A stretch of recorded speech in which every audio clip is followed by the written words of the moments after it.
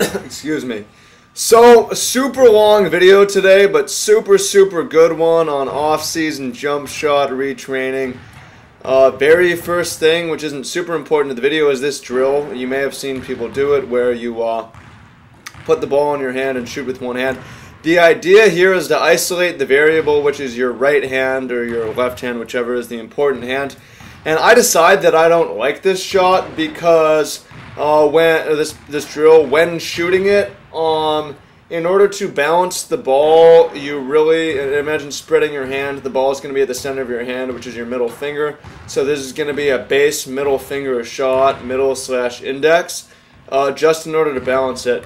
So I decide that the left hand, which is the support hand rather, balances the ball for a reason, and what it's doing is supporting the ball on the left side so that I can balance the ball more on my pointer finger than on my middle finger. I've decided through practice that, and talking to a lot of people and seeing what a lot of the elite people do, that it makes sense to shoot with your pointer and middle rather than your middle and ring. There's a lot of good things going on here that'll help with touch, but the science is really there's this. I've decided the only important things in shooting a nice clean jump shot. Okay. Elbow as close to underneath the ball as possible. This is your power base. Makes sense? That's physics.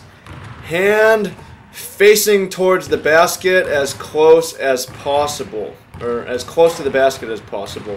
This is your accuracy base. Makes sense? You want your hand facing the basket. You want your elbow underneath the ball. These are two opposing forces, because when you have your elbow directly underneath the ball, you have a tendency for your hand to turn a little bit away, which is why you see the majority of jump shooters' shots flare out, their elbows flare out. Well, you can get your elbow tighter to your body if you're shooting through your middle finger, because it's going to be closer to facing the basket. Does that make sense? If you think about it, a good way to think about it is just putting your literal arm up and putting your hand directly above your elbow and tucking your elbow in and trying to have your hand face away, right? You see that your pinky is going to be has the most extreme angle, and the pointer finger is the closest. Okay, that makes sense. So the idea here is it makes a lot of sense to reformat my jump shot to a middle and ring finger shot, where the elbow is as close to underneath the ball as possible, and the hand is facing towards the basket where my elbow is tucked in. This way I'm going to have an accurate shot and a powerful shot. There's so many other things to keep in mind. First thing I'll say is it's the off season. For me, that just means no real games and lots of time for me to be on the court. If you have, it makes it a good time for me to retrain my jump shot, because I'm not going to necessarily be playing in games where my shot's going to be reverting. I have lots of time. If you play on an AAU team year-round, that makes it a lot harder to rebuild your jump shot from the ground up. I don't really know what to say in that situation. It just makes it really tough. Because it's hard to make permanent changes if you have year-round games. So for those of you guys who aren't on AAU teams and you're in the gym just shooting by yourself in the summer, that's good, because it's an opportunity to just rebuild parts of your game for the long term, and that's what it's all about, because I want a shot that has effortless range, so that it's easier on my body, if that makes sense. So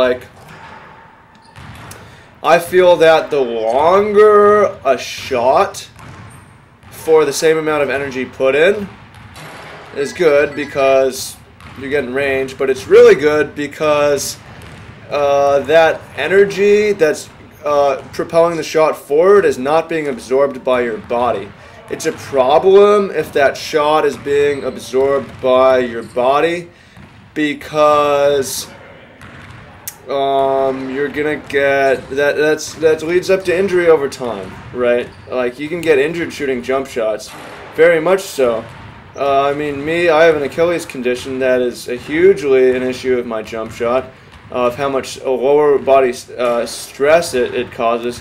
So that's the whole reason I'm reformatting my jump shot, so I can have more range, and by having more range I can put less of my body into it from the same amount of distance, so that my body is not absorbing the damage, so that I'm not getting injured, so that I can play a better career for longer, right? And so that's everything that's going into my jump shot. I mean, I don't think this shot's going to be easy to block, and I think it's a pretty fast release. But I'm not really thinking about those things. I'm not so worried if my shot's getting blocked, because I'm going to be shooting this shot when I'm open on kickouts or when my defender goes underneath the screen. If you think about all jump shots taken at all levels, even in the NBA, the majority of them are not close to being blocked. It's not a margin of inches, it's a margin of time. It's a second away from being blocked, 2 seconds away from being blocked, right? Shots are not coming down to only occasionally a couple inches of being blocked. Generally, it's not a good shot in that case. If you're going to be like fairly open,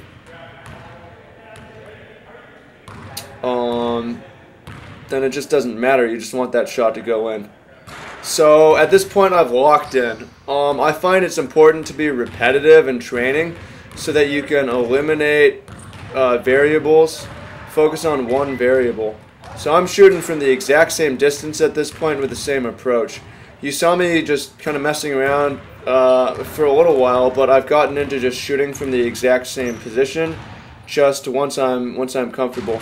Now, for the same reason that the idea behind the one-handed drill that I was doing at the beginning is good, this is a good drill. I mean, if you've taken algebra and you're solving for x or y, you know that you want everything you can to make a constant, to be a constant, so you can focus on one thing, right? So I don't want dribbling to be a variable in this. I want to eliminate that, so I'm not going to dribble. I'm just going to carry it over here, or you know, pick it up in the exact same way every time, because that adds an extra level of complexity that I don't want, and I just want to lock into my shot. Something else going on, you notice that I'm barefoot. There's a lot of reasons to be barefoot at various points in life, but I like being barefoot on the basketball court, especially shooting jumpers, because it forces me to think about my feet in a particular way and take my legs out of the shot. Right, I can isolate the jumper on my upper body. I'm not going to be jumping off the ground. And the moment I put shoes on, I'm tempted to run and jump around. So by not putting shoes on, by being barefoot, I can handle this first part of my exercise very, very easily. So, it's a long video, obviously. I don't know how many of you guys are going to watch the entire way through, but this video is more about training methodology than it is about actually shooting jump shots. I feel it's about being time efficient. Right? That's what energy efficient basketball, our mission, my mission, is all about. I don't want to spend 2 hours shooting in the gym every day. I just can't. I'm an athlete first, I'm a basketball player second, and I got lots of obligations. You know, I've got obligations to my work, and obligations to my family, and obligations to my body. I want to have a real crisp, clean jump shot, but I don't want to have to spend necessarily a ton of time. Right? I want efficient practice, so I just have a sweet, wet, effective jump shot without necessarily having to put in a ton of time. So I want to get really, really focused in my practice. So with that, this video, more than anything, more than showing off jump shot theory and mechanics, which it does, is really all about showing off my methodology, and you can believe that it's good or not. But if you're watching, you probably think, hey, maybe there's something to this. And as you're going to see from watching, I'm gonna get crazy wet later on from deep, and this is something that you can do easily if you want a really accurate, rangy, wet, effortless jump shot. I mean, this is going to be one way to do it. I'm not the best shooter in the world, but the best shooters in the world usually aren't putting out 30-minute videos on jump shooting training, and they're not responding to every comment. So I can help you. You can record your whatever and send it to me. I'll take a look at it. Or you can, you know, look in the comments or whatever. But this is just straight up theory, man. Just like going to the elbow, over and over and over again, isolating the upper body on my shot and basically the limit of the range. It's pretty far from not using my legs, but I could probably go farther than this because, as you can see, from the elbow, not very much effort, and hey, I missed a long, for example. So, it's like a really, really rangy way of shooting. Elbow directly underneath the ball, tucked in as close to the body as I can. Hand and middle finger and pointer finger facing towards the basket. Elbow goes straight up. Left hand balances it. Okay. Something else that I wanted to talk about. The shooter's pocket. Okay. Shooter's pocket is probably something you know about or you've heard. The pocket is basically the idea, the like spot from which no matter how you're shooting it, the ball passes through. It's kind of your set position. What you're going to see here is, bam, right there. When my hand is up, my hands are up. The idea here is whether I'm catching the ball and shooting it, whether I'm picking the ball up in my left hand, or whether I'm picking the ball up in my right hand, no matter how I'm shooting it, I'm going to shoot it through that pocket. Whether the ball's coming from the left, the right, wherever, I'm going to move it to that point and then I'm going to shoot it. And the idea behind that is it's another variable controlled. It's something controlled. It's very, very simple. It allows you to, isolate a variable, the shooter's pocket. So my idea for the shooter's pocket, mine in particular, I want it to be low because the lower it is, the more I can kind of flex into it. It has a longer range of motion, which means more power. But I also want it high enough that it's not so long, so it's not so hard to control. And what that means is I basically want it under my. I also want it so it's not affecting my vision. I don't want the ball in front of my eyes. I don't want my hand in front of my eyes. So my pocket is with my left hand, my supporting hand just over my eyes, because if my vision is interfered with, it makes it harder to shoot. So those are the reasons for a pocket. Just an isolated variable, something nice and clean, and really my reasoning for a pocket is I don't want it to interfere with my vision. I want to have a nice long range of motion, but I don't want the range of motion to be too complex or long. Right? One motion. Okay, so I put my shoes on so that I can put some legs into it and jump into this shot. I am shooting from the high school three-point line, and I will gradually or move back, not in this video, but in another video, and working on shooting from the exact same spot,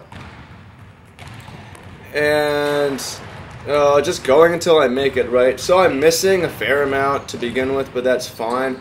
I'm putting up all of this, but as you can see, this really works. You're gonna see that it really works, and it's all about isolating variables is really what it's about. So like, it takes me a little while to get going and to figure out what I'm gonna do and how I'm gonna do it, but once I start to make them,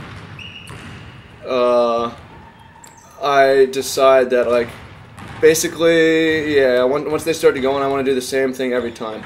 So I want to isolate the variable, right? Dribbling into the shot makes it harder. It adds an extra level of complexity to it. So I don't want to dribble into my shot because I want to isolate and focus on the actual shot itself. So from here on out, I'm going to make almost all of these, and I'm also going to do it in the exact same way, in the same repetitive manner of bringing my, just cuffing it in my left hand and walking around with it. It's fine that it's not game-like. The idea is just to isolate the shot and get real repetitive with it. So I'm showing you all of my shooting thing from warm-up, right?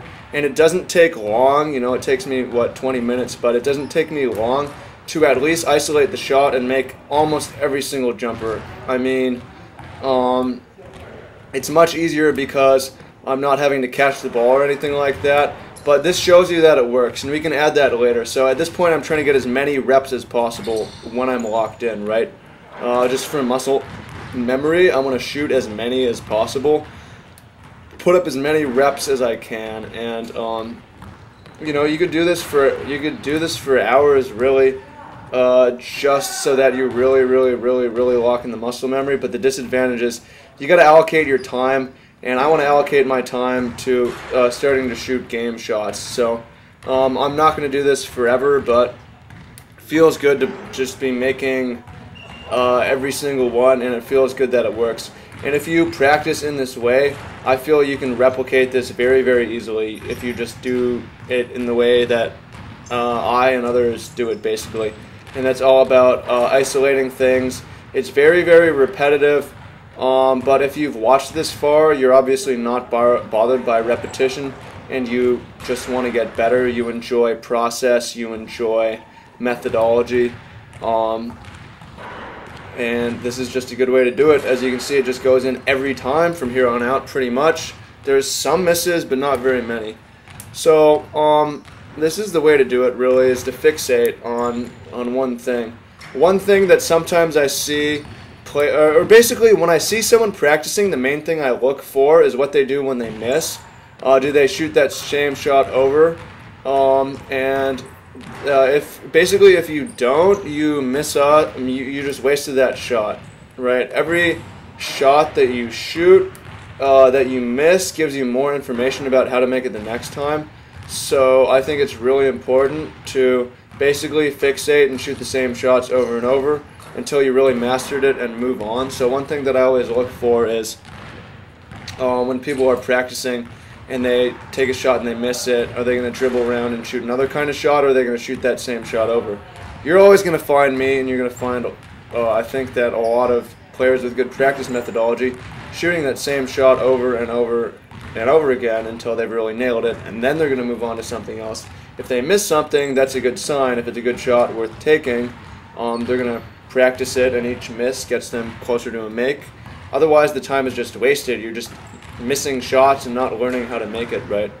So at this point, I decided I'm going to hit like 5 in a row and then turn the camera off, which is not very hard. It's nice to have the confidence to be like, yo, I'm going to hit 5 consecutive threes, high school threes, and turn the camera off. But it's very easy once you get into a rhythm and you get going. Like, I mean, anyone watching this, I think you can replicate this pretty easily. And you can take it to a game and not very long, and it's just, I think it'll work wonders. I'm very excited for the fall season, for people to see what I can do. So now the idea is to make it game-like. You see there's it takes a little while to get going here, but you see that I put a water bottle out around the college 3 line. The idea here is not for this to be a simulated defender, but for this to be a screener. So I don't necessarily need to tear around this. I don't necessarily need to go fast. The idea is when someone sets me a screen, the defense has the choice to go over or under the screen. And I'm sick of defenders going under the screen, because if they go under the screen, it gives me an open shot. But if I can't make it, what's the point, right? If they go over the screen, they don't give me a shot, but I get a drive. I would prefer to drive, or I want to get very good at shooting. So I want to get good at shooting, basically for punishing people for going under my screens. So that's what this is all about. At this point, it's introducing another variable as well. I feel that my shot is a constant, so if I miss, it doesn't have to do with my shot so much as how I pick the ball up, if that makes sense. So I'm really, this is all about focusing on my footwork and how I pick the ball up. It's taken me a little while to figure out like what I'm doing and how I'm going to do it, but the idea is kind of to set a lefty jab step on the left side of the screener, and then take a right foot step into a left-right kind of traditional step. Jump shot is the idea. Takes me a little while before I start making all of them, but it takes me a little while before I figure out exactly how I'm going to repeat this and fixate on the same constant, so I can do the same thing over and over, right? It takes me a little while before I figure out, oh, I'm going to put my left foot here exactly, I'm going to put my right foot here exactly. So it takes a little while to make every shot. As you saw with the last one, you know, I was missing some to begin with, but it wasn't long before I was like, I'm going to hit the next 5 and then walk out of here, right? So just got to have a little bit of patience, and you have to have trust in the process. If the process makes sense to you and you understand it, and you've experienced the results before, then it's fine. You know, I'm fine rolling with the misses here, and as you're still watching, you're fine investing a lot of time into this kind of a thing. And if you're watching, I bet you're very excited to get to the gym to try this, because you have big visions of having just an automatic jump shot, which you can easily do. It's just, you know, how you practice it, right? So I'm very, very, very excited. At this point, they start to fall. You'll feel it when it happens. Basically, you know exactly where you're going to step. I guess it's not falling yet. But you know exactly where to step, and then from that point, every shot goes in. Not actually every, between like 70 and 100. I'll get to like, once it gets automatic, I'll get to like below 80% really. On the last drill, I probably could have shot 100 and hit in the 80s, and that's what you really want to aspire to do in practice. Like, you want to be hitting 80 in practice if you can for any shot. You know, that gives you confidence to take it in a game. Like, this is going to go in, right? 80% is close enough. So I think that I just basically unlocked this shot. Left foot. I'm still varying. It takes a little while to get the exact same footwork every time, because you're not necessarily focusing on that one thing. I think to start off, I've been focusing on how I pick the ball up, which is trying to be on the seams. I mean, our ability to shoot is our ability to dribble on the seams, right? So that's something that I've been focusing on. And once that is down, I can focus on the feet. So there's like basically 2 new variables in this, is dribbling and footwork. So now that I think about it, I actually could have probably broken it down even further and maybe had better results of dribbling into it without footwork and then stepping into it. Okay, there we go. Getting the footwork down. So from this point, I feel like I can probably make all of them, or, you know, yeah, basically make all of them and take this into a game. This is a game shot. It looks slow and we can speed it up, but the reality is if someone goes under your screen, you don't need to be very fast, because they're just giving up that shot to you, right? So this is actually close to a game speed shot, just because like, the reality is you have wide open shots in basketball even when you're dribbling, because if you don't have a great shot or whatever, I mean, or the defender doesn't know how they're going to play you, they'll often just go under a screen, and then you have a wide open shot, which is exactly this situation.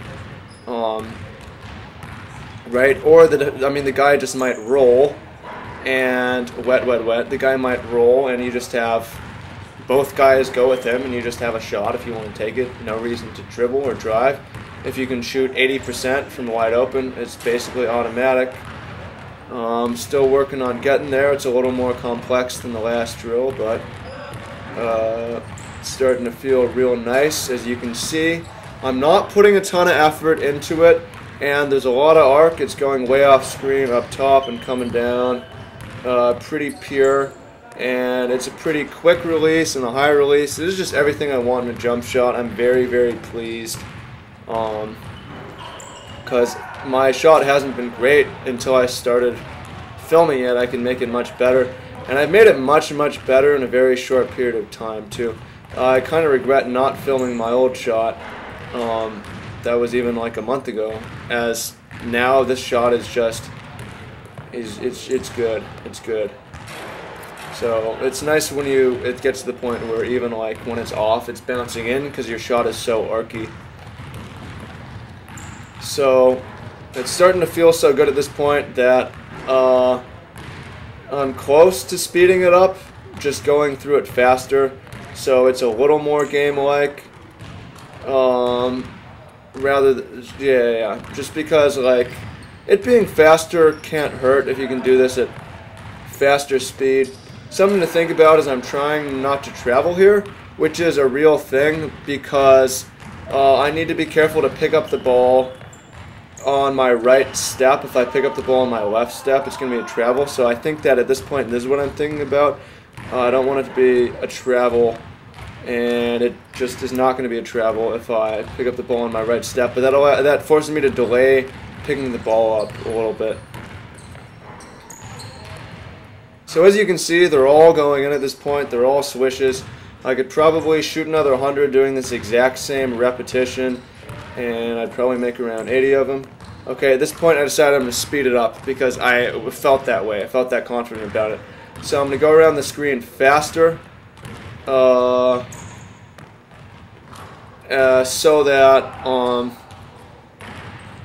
that I can be more likely to take this to a screen, to a game, because the window will be slightly smaller in a game. There may be slightly less time. I would like to be able to ice it with a guy in my face, if possible, so that he has no chance of recovering, or even if he gives me a couple of feet, you know. So that's what this is all about. So my percentage is going to go down slightly from here on because there's a new variable. Like the footwork is different. The picking the ball up is a little different. It's just new variables. But we got here by really isolating things. And at this point, this is very much a game shot 3 coming around a screen. This is the kind of shot we're going to get in a game. It's the kind of shot that we need to make in a game as a point guard. And not going to be long till this is going in as well. And I need to work on picking the ball up on my right foot so it's not a travel. So I think some of these actually are travels, but it's on my mind even when I'm practicing this here. Okay, for example, that one was legit and pure, and most of these are going in anyways, just game shots. So that's how long it takes. Doesn't even take very long. You can just start your workout and get here in 26 minutes and take it to a game from there. And people are going to be like, "What the hell did you do? What the hell did you do with your jump shot? Right? How is it so icy now when it was so weak last time I saw you?" So all about methodology, man.